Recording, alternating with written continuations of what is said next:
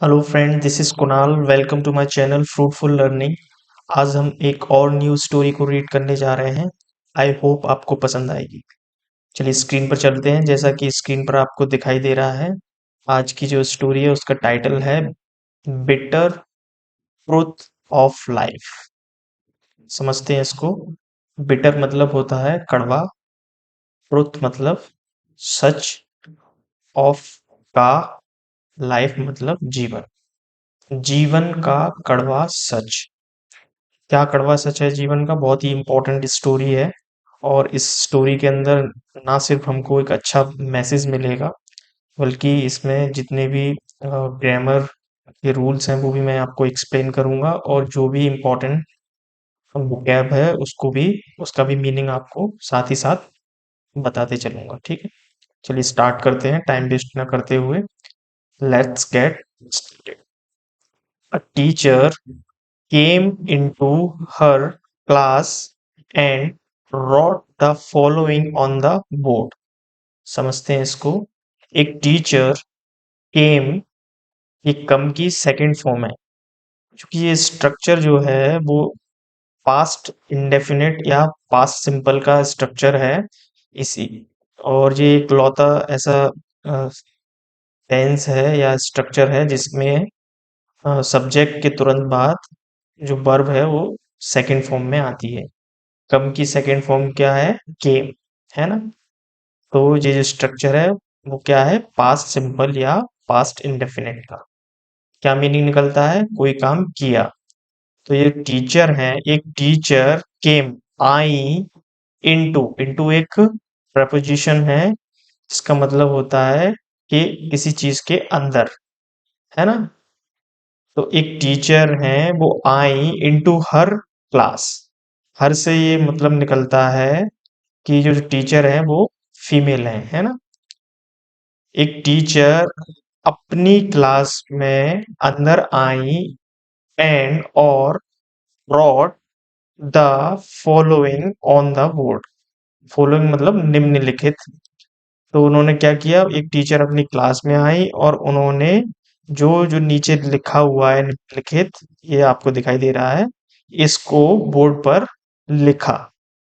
एक ग्रामर और बता देता हूँ। जो एंड होता है, एंड के पहले वर्ब जिस फॉर्म में आई हुई आती है, उस एंड के बाद भी फॉर्म, जो वर्ब है वो उसी फॉर्म में आएगी। कहने का मतलब ये है कि जो एंड है वो वर्ब को बैलेंस करता है ना। ये बात भी आपको सीखने वाली है। आगे बढ़ते हैं। आपको ये समझ आ गया कि एक टीचर अपनी क्लास में आई और उन्होंने ये जो नीचे लिखा है निम्नलिखित, फॉलोइंग का मतलब निम्नलिखित, उसको बोर्ड पर लिखा। रॉट मतलब राइट की सेकंड फॉर्म। क्या लिखा? नाइन, इन्होंने नाइन की टेबल लिखी, है ना। तो जो पहला जो इक्वेशन है, नाइन, नाइन वन जा नाइन होना चाहिए, लेकिन यहाँ पर सेवन लिखा हुआ है, इसीलिए मैंने इसको हाईलाइट कर दिया। ये गलत लिखा हुआ है ना। नाइन वन जा नाइन होना चाहिए, लेकिन यहाँ पर नाइन वन जा सेवन लिखा हुआ है। क्यों लिखा हुआ है वो आगे हमें पता चलेगा। और देखते हैं। नाइन टू जा 18, नौ दूनी 18, नाइन थ्री जा 27, नौ तिया 27। नाइन की टेबल लिखी है, नाइन का पहाड़ा, नौ का पहाड़ा लिखा हुआ है। नाइन फोर जा 36, नाइन फाइव जा 49, नाइन सिक्स जा 54, नाइन सेवन जा 63, नाइन एट जा 72, नाइन नाइन जा 81 और नाइन टेन जा 9। कहने का मतलब ये है कि ये जो 10 इक्वेशन लिखी हुई हैं उनमें से पहली जो इक्वेशन है टेबल की, वो गलत लिखी हुई है ना। आगे बढ़ते हैं। क्यों लिखी हुई है उसको आगे पता चलेगा। When she was done, जब उन्होंने ये जो लिखने का काम है, जो पहाड़ा था बोर्ड पर जो लिख रही थी, उसको खत्म कर दिया, उसको पूरा कर दिया। When, जब she was done, उन्होंने लिखना बंद कर दिया, पूरा लिख दिया टेबल, तब क्या होता है? See look to the students, वो क्या करती है टीचर? वो अपने सी लुक्ड देखा उन्होंने क्या, टीचर है उन्होंने देखा टू द स्टूडेंट, स्टूडेंट की ओर, जो क्लास में स्टूडेंट बैठे थे उनकी ओर देखा। एंड नोटिस्ड, और उन्होंने नोटिस किया, क्या नोटिस किया, they were all laughing at her for getting the first equation wrong. जब उन्होंने जो पहाड़ा है, जो टेबल है 9 की, वो लिख दी, उसको लिखने के बाद लिखना खत्म कर दिया, तब उन्होंने, जो टीचर है उन्होंने देखा स्टूडेंट की ओर, तो स्टूडेंट क्या कर रहे थे और नोटिस किया, देवर ऑल लाफिंग एट, जितने भी स्टूडेंट थे वो सब लाफिंग एट मतलब हंस रहे थे, किस पर, टीचर पर। देवर ऑल लाफिंग एट हर, अपनी टीचर पर, for getting the first equation wrong. क्यों हंस रहे थे, फॉर गेटिंग, क्योंकि उन्होंने देखा कि मैडम ने जो पहली स्ट्रक्चर है, जो पहला इक्वेशन है, उसको गलत लिख दिया है। इस चीज को देखकर वो सारे स्टूडेंट हंस रहे थे। ये जो स्ट्रक्चर लगा हुआ है, ये पास्ट कंटिन्यूअस का स्ट्रक्चर है। वॉज वर्ब आता है उसमें, और जो वर्ब है उसमें आईएनजी आता है ना। कोई काम कर रहे थे, इस तरह का सेंस निकलता था। तो वो सारे स्टूडेंट हंस रहे थे, किस पर, मैडम पर, टीचर पर। फॉर गेटिंग, जी मैं एक समझा देता हूँ ग्रामर। फॉर एक प्रपोजिशन है, प्रपोजिशन है, और प्रपोजिशन के बाद जो भी वर्ब आती है वो अपनी आईएनजी फॉर्म में आती है हमेशा। इस बात का याद रखना। इस तरह के जो एरर हैं वो कॉम्पिटिटिव एग्जाम में पूछे जाते हैं। ठीक है, आगे बढ़ते हैं। द फर्स्ट इक्वेशन रॉन्ग, जी हमने बता दिया है। क्यों हंस रहे थे सारे टीचर, वो सारे स्टूडेंट, क्योंकि मैडम ने जो पहली इक्वेशन है, जो पहला समीकरण है, उसको गलत लिख दिया। आगे बढ़ते हैं। The teacher let the laughter die down and then said the following. अब क्या होता है, तो टीचर है, जब वो सारे स्टूडेंट हंस रहे थे, तो the teacher let the laughter die down, जब तक वो हंसते हंसते रुक नहीं गए, है ना, तब तक टीचर ने उनको नहीं टोका। उन्होंने उन्हें हंसने दिया, जब तक वो शांत ना हो जाएं तब तक उनको हंसने दिया। The teacher let the laughter die down, die down मतलब होता है कोई काम जब तक मिट ना जाए, खत्म ना हो जाए, है ना, उस तरह का, शांत ना हो जाए कोई तब तक। ये इसका मीनिंग होता है डाई डाउन का। तो जब तक टीचर, वो सारे स्टूडेंट हंसना बंद नहीं कर कर दिया उन्होंने, तब तक उनको हंसने दिया, है ना। लेट का मैंने पहले भी पिछले वीडियो में मीनिंग बताया था, है ना।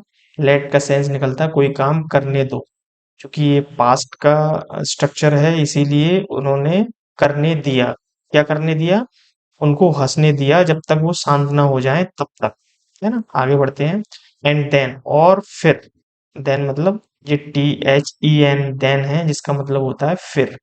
THAN एक और देन होता है, उसका मतलब दो चीजों के बीच में क्या कंपेयर करने के लिए THAN वाला देन का यूज करते हैं। यहाँ पर THEN वाला देन है, इसीलिए यहाँ का इसका मतलब क्या है, फिर। और फिर सैड, और फिर क्या कहा, जब तक वो शांत नहीं हुए तब तक उनको हंसने दिया।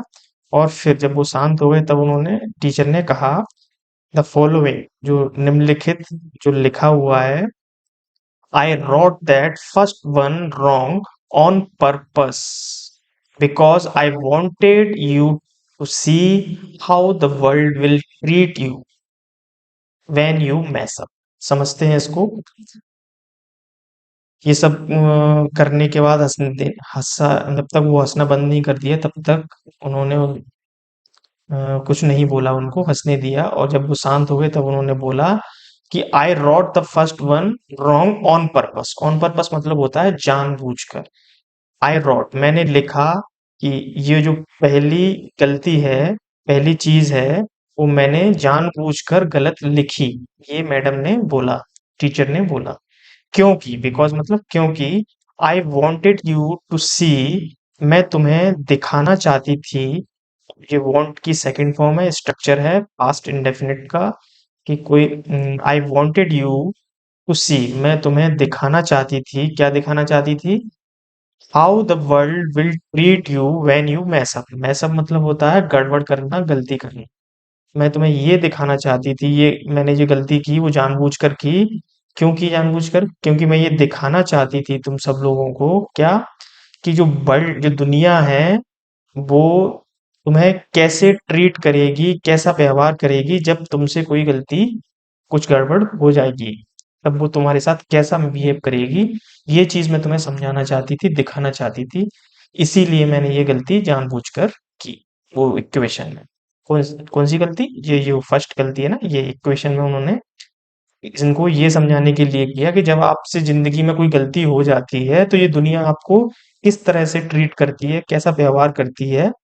ये चीज समझाने के लिए मैंने ये गलती जानबूझकर की, ये टीचर ने बोला। आगे बढ़ते हैं।